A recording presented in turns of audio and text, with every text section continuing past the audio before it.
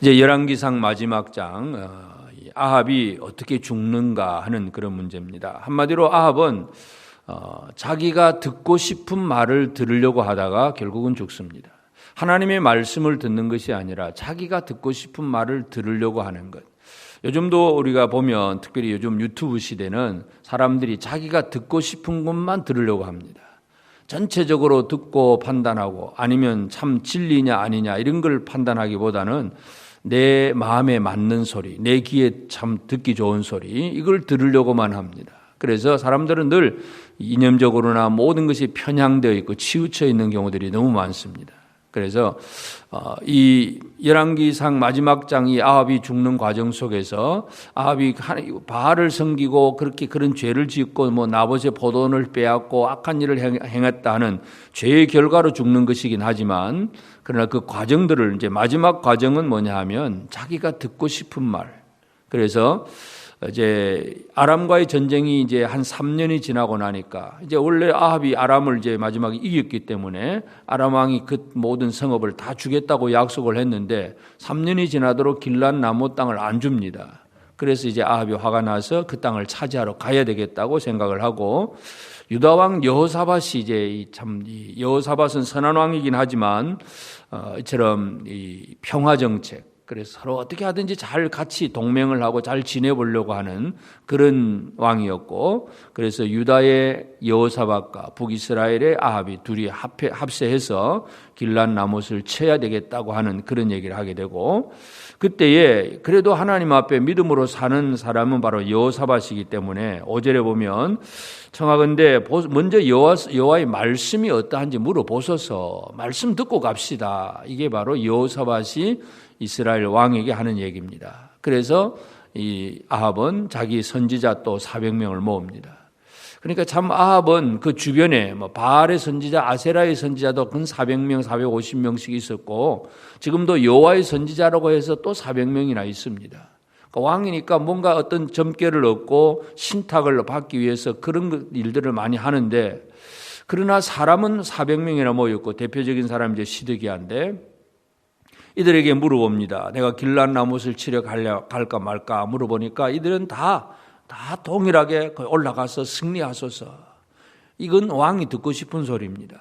그러니까 그 소리를 듣고 이제 너무 좋습니다. 그런데 여호사밧이 아무리 봐도 이건 또 뭔가 있을 것 같아요. 또 다른 선지자가 없느냐 물어보니까 미가야라고 하는 선지자 한 사람 있는데 늘 내게 좋은 말은 안 합니다. 그래도 물어봐야 됩니다. 해서 또 미가야를 데리고 오고 미가야를 부르러 간 사람이 이렇게 모든 선지자들이 이렇게 얘기했으니까 당신도 이렇게 왕이 듣는 좋은 소리 해야 됩니다 하고 하니까 미가야가 하는 말이 나는 여호와의 말씀이 내게 주시는 대로 하겠다. 말씀하시는 거 14절 제일 뒤에 보면 여호와께서 내게 말씀하시는 것고 그것을 내가 말하리라.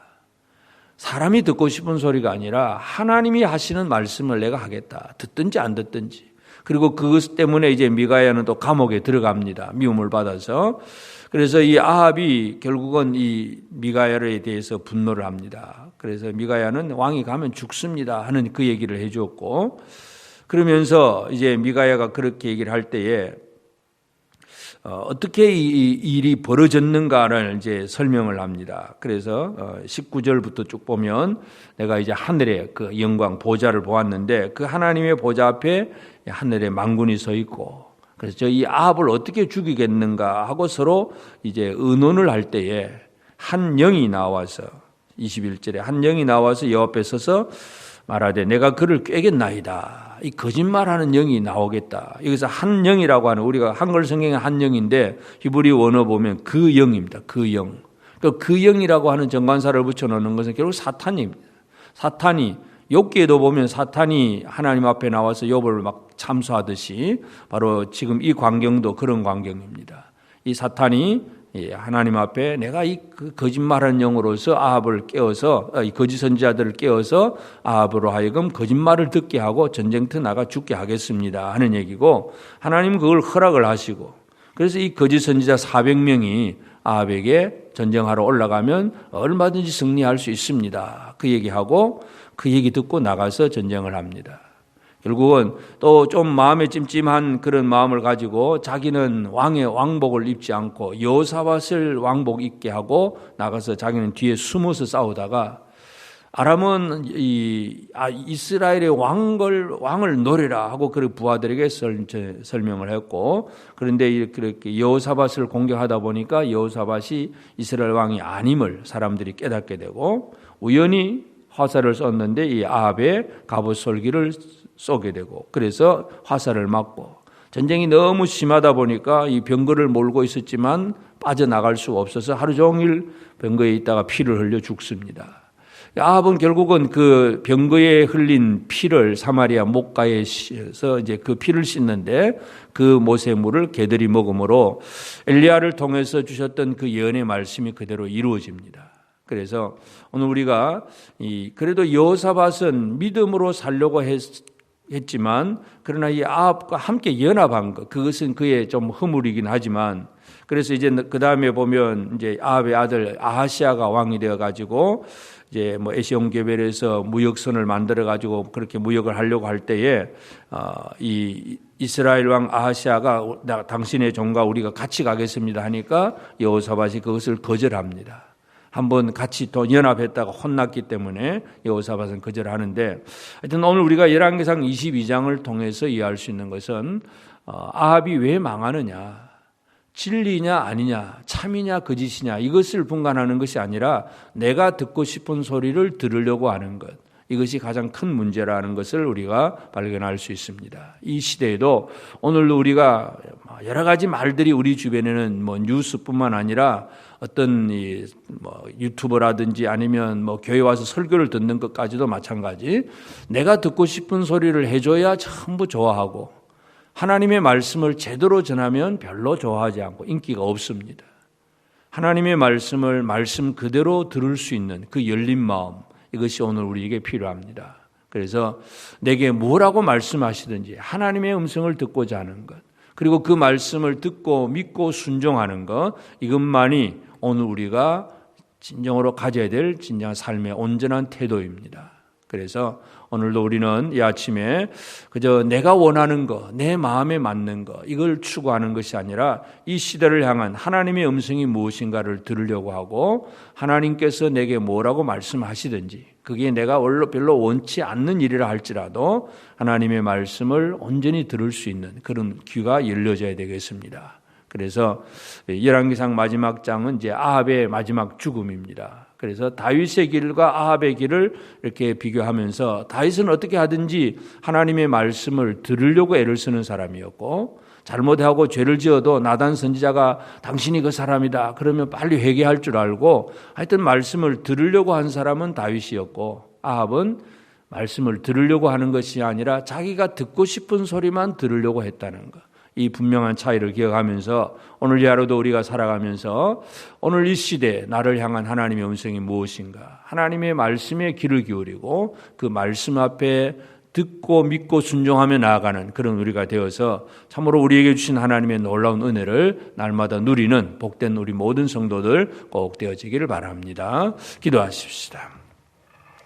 그러하신 아버지 하나님, 크신 은혜를 감사합니다. 하나님께서 온 세상을 주관하시고 다스리시고 아버지 뜻대로 모든 걸 이루시는데, 참으로 우리는 내 뜻대로 내가 원하는 대로 뭔가를 이루어지기를 바라고 또 그렇게 말해주는 것을 달콤하게 들으려고 할 때가 많음을 고백합니다. 하나님, 하나님의 말씀을 믿음으로 온전하게 있는 그대로 들을 줄 아는 진리의 귀가 열려지는 그런 우리 심령들이 다 될 수 있도록 오늘도 우리 성도들의 삶 속에 역사하여 주시옵소서.